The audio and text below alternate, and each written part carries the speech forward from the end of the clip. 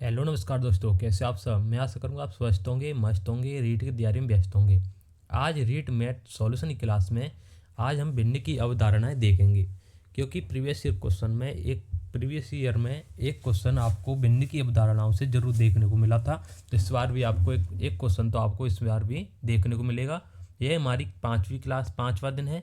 25 दिन में हम पूरा मैथ कंप्लीट करेंगे। पूरा मैथ क्या करेंगे, 25 दिन में कंप्लीट करेंगे। इसमें मैं 10 से 12 मिनट की वीडियो बनाऊंगा और इसमें आपको भिन्न की अवधारणाएं उसका पूरा कंसेप्ट आपको बता दूंगा और पी वाई क्यू भी बता दूंगा, ताकि आप समझ पाएँ कि किस प्रकार के क्वेश्चन देखने को मिलते हैं पेपर में। अभी हम पी वाई क्यू देखेंगे, उसके बाद उनका सॉल्यूशन भी करेंगे। तो पी वाई क्यू में देखेंगे हम, हमारे पास क्वेश्चन है। पहला क्वेश्चन है हमारे पास 2/7, 3/13, 5/6 को अवरोही क्रम में लिखना है। क्या है, अवरोही क्रम में। दूसरी और 2021 कब क्वेश्चन पूछा गया था, ये क्वेश्चन 2021 में पूछा गया था। ये 2021 में L1 में, ये भी L1 में दो क्वेश्चन आए थे 2021 में। इसमें क्या पूछा था, इसका मान पूछा था। इसका क्या करना, सरल करके इसका मान बताना था। तीसरा क्वेश्चन क्या था, तीसरा क्वेश्चन था, वही इनका मैं सॉल्यूशन बता दूंगा। पहले इसको देख लो कि पीवाईक्यू में किस प्रकार के क्वेश्चन आते हैं। ये 2022 में पूछा गया था L1 में। इसमें भी अवरोही क्रम पूछा था कि अब कौन सा क्रम अवरोही क्रम में, अवरोही क्रम में सेट करने थे। और यह चौथा क्वेश्चन है, इसमें भी बड़ा अनुपात पूछा था, छोटा और उसका बड़ा। छोटा बड़ा इसको अवरोही क्रम में सेट करना था और सबसे बड़ा बताना था। अभी पांचवा क्वेश्चन देखेंगे।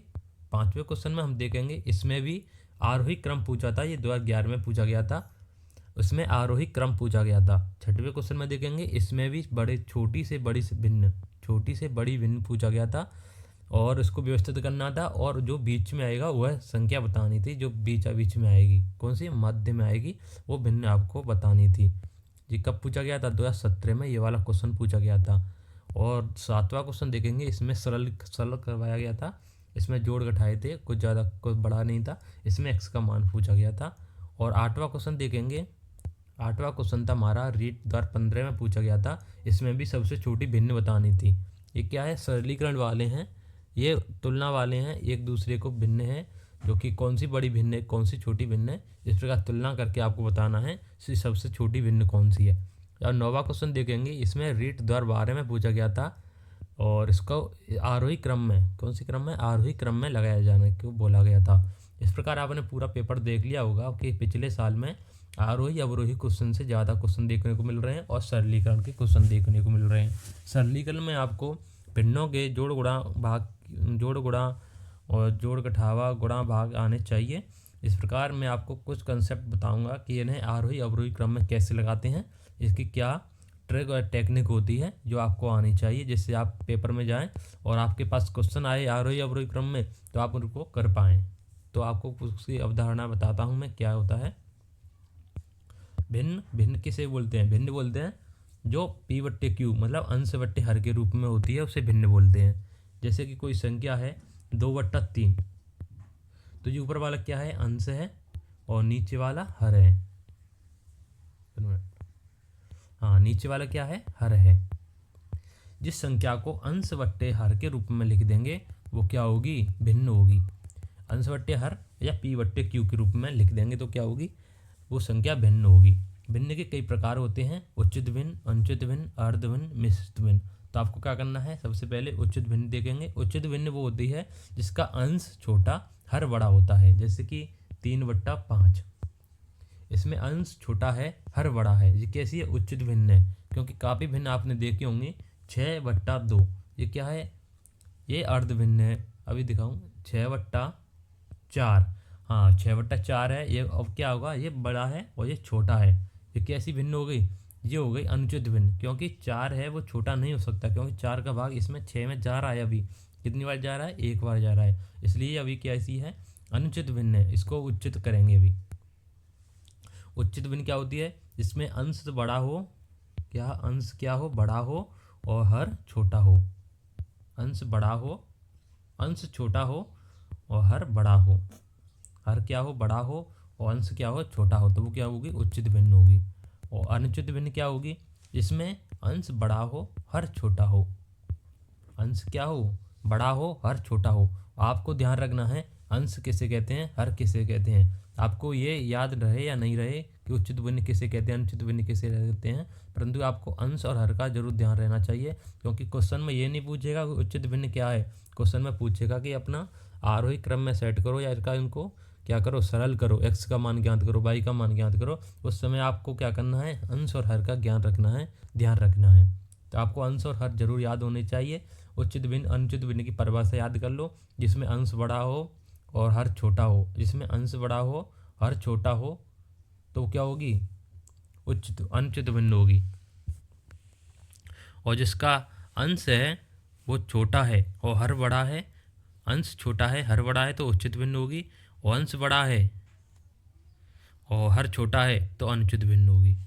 अर्ध भिन्न की किसे बोलते हैं, जो भिन्न इसका रिजल्ट मतलब परिणाम तो उसका पूर्ण संख्या होती है, परंतु उनको पूर्ण भिन्न के रूप में लिखा होता है। जैसे कि 4/2, इसका अगर हम काटा पीटी करेंगे तो इसका क्या आंसर आएगा, 2 आएगा। काफ़ी स्टूडेंटों को इस प्रकार डायरेक्ट भाग देना नहीं आता है, 6/3 इस प्रकार भाग देना नहीं आता है। वो क्या करते हैं, वो 3/6 लिखते हैं। इस प्रकार हमारी कैलकुलेशन बहुत धीमी हो जाती है, इसलिए आपको इस प्रकार के इस प्रकार भाग देना आना चाहिए। इसको क्या करेंगे, 3 से 6 को काटेंगे 2 बार तो हमारा रिजल्ट कितना है, 2। तो क्या होगी हमारी ये अर्ध भिन्न हो गई। जैसे कि किसी संख्या, कोई संख्या है 5, इस क्या है भिन्न बनाएंगे तो इसके नीचे क्या रखेंगे, 1 रखेंगे, तो ये भी क्या है, अर्ध भिन्न है। किसी भी संख्या के नीचे हमेशा 1 लगा सकते हैं, क्योंकि 1 का भाग 5 में देंगे तो 5 ही आएगा, संख्या पर कोई प्रभाव नहीं पड़ेगा। 1 के अलावा कोई अगर दूसरी संख्या लगाते हैं तो संख्या चेंज हो जाएगी। इसलिए किसी भी संख्या, जैसे कि 1 + 1/2 तो ये क्या है, भिन्न है, तो इसको क्या करेंगे, इसके नीचे भी 1 लगा के इसका क्या करेंगे, लासा लेके जोड़ करेंगे। तो अगर आपके पास ऐसी कोई संख्या है जिसके नीचे कुछ भी नहीं है तो उसके नीचे 1 लगा सकते हैं नियम के अनुसार।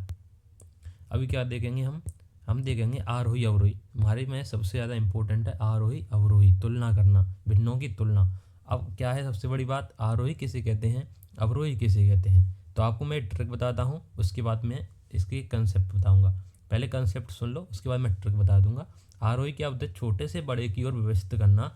जैसे कि 1 2 3 4, छोटी संख्या से बड़ी संख्या की ओर व्यवस्थित करना ही क्या कहलाता है, आरोही कहलाता है।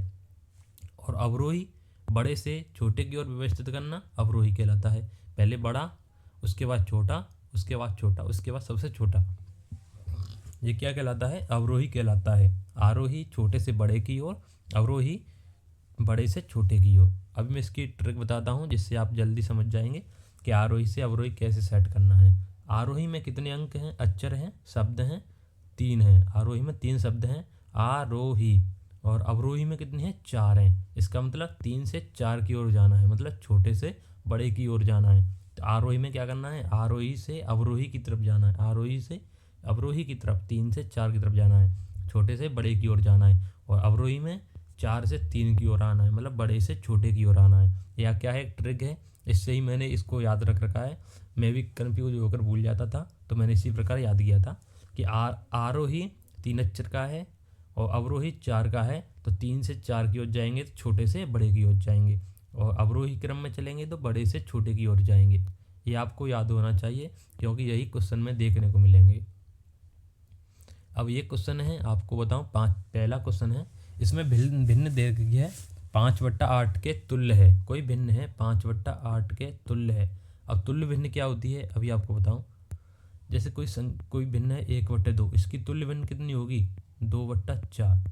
तुल्य भिन्न किसे कहते हैं, तुल्य भिन्न वो होती है जिसका सॉल्यूशन करने पर, इसको क्या करने पर, संतुलित करने पर वो मूल भिन्न के बराबर आ जाए। जैसे 2/4 को हम संतुलित करेंगे, सरल करेंगे तो 1/2 आएगा, जो कि मूल भिन्न के बराबर है। अगर मैं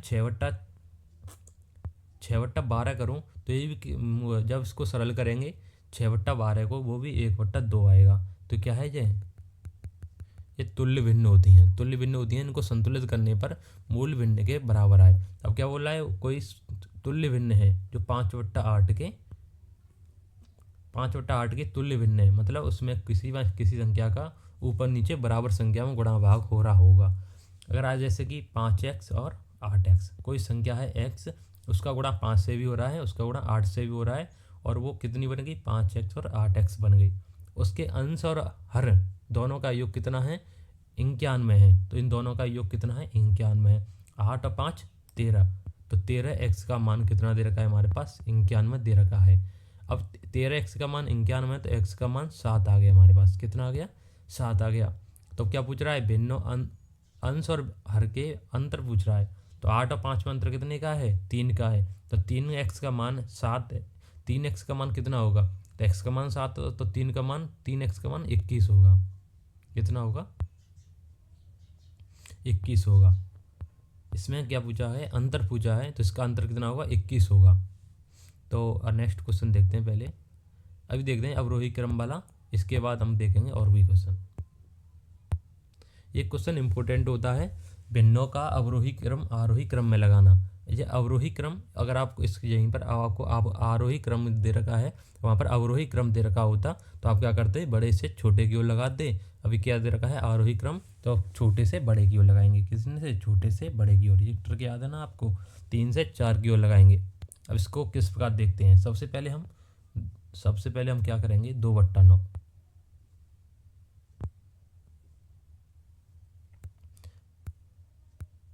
सबसे पहले हम क्या करेंगे 2/9 है 2/9 और दूसरी है 5/8। ये हमारे पास भिन्न दे रखी हैं। अब दोनों में देखेंगे कौन सी छोटी है कौन सी भिन्न है। तो हमारा है सबसे पहले इन दोनों का गुणा करो और यहाँ पे लिख दो, और इन दोनों का गुणा करो यहाँ पे लिख दो। जिसका भी गुणा सबसे बड़ा होगा वो बड़ी भिन्न होगी, जिसका गुणा सबसे छोटा होगा वो सबसे छोटी भिन्न होगी। अभी देखते हैं 8 का गुणा 2 से किया तो 16 बार, और 9 का गुणा 5 से किया तो 45 बार। तो सबसे बड़ी भिन्न कौन सी होगी दोनों में, 5/8 भिन्न बड़ी होगी, 2/9 छोटी होगी। क्या होगी 2/9 छोटी होगी, 5/8 बड़ी होगी। और कौन से क्रम में पूछा गया है 3 से 4 वाले क्रम में, छोटे से बड़े की ओर। मतलब 5/8 से पहले 2/9 आएगा, 5/8 से पहले 2/9 आएगा। तो इसमें क्या है 5/8 पहले है और 2/9 बाद में, तो ये तो हो नहीं सकता। 5/8 से पहले 2/9 आएगा, 5/8 से पहले 2/9 आएगा, ये भी गलत है। अभी दोनों में से चेक करेंगे हम कौन कौन से, बी और सी दोनों गलत हैं। बी और सी दोनों गलत हैं। क्यों गलत हैं, क्योंकि 8 दूनी 16 नीचे 16 आएगा, 9 पंजे 45। जो मैंने बताया था आपको ट्रिक, जैसे कि एक बार और दिखा रहा हूँ 2/9 और 5/8 में कौन सी बड़ी है कौन सी छोटी है ये देखना है। तो सबसे पहले इन दोनों का गुणा करेंगे और उसको नीचे लिख देंगे, 8 दूनी 16। इसका गुणा इससे करेंगे वो यहाँ पर लिख देंगे, 9 पंजे 45। तो दोनों में कौन सी बड़ी है 45 बड़ी है। तो 45 से बड़ी मतलब 5/8 बड़ा है और ये 2/9 छोटा है। 2/9 छोटा है तो पहले आना चाहिए और 5/8 बाद में आना चाहिए। पर इसमें क्या है पहले दे रखा है, ये कैंसिल हो गया। इसमें भी पहले दे रखा है, ये कैंसिल हो गया। अब क्या करेंगे 2/9 5/8 देख लिया। अब देखेंगे 2/9 और 1/3 में देखेंगे 2/9। इसी प्रकार एक एक करके चेक करेंगे ताकि हम सही संख्या तक पहुंच सकें। तो 3 दूनी 6 और 9 एकम 9, मतलब ये संख्या बड़ी है और ये संख्या छोटी है, अभी भी छोटी है। 2/9 अभी भी छोटी है, 1/3 से भी छोटी है। तो 1/3 से पहले आएगी, 2/9 1/3 से पहले आएगी। तो इस दोनों में 1/3 से पहले दे रखी है। अब क्या करेंगे 2/9 3/4 चेक करेंगे। 2/9 तो पहले ये सबसे छोटी ही होगी, 2/9 तो पहले दे रखी है।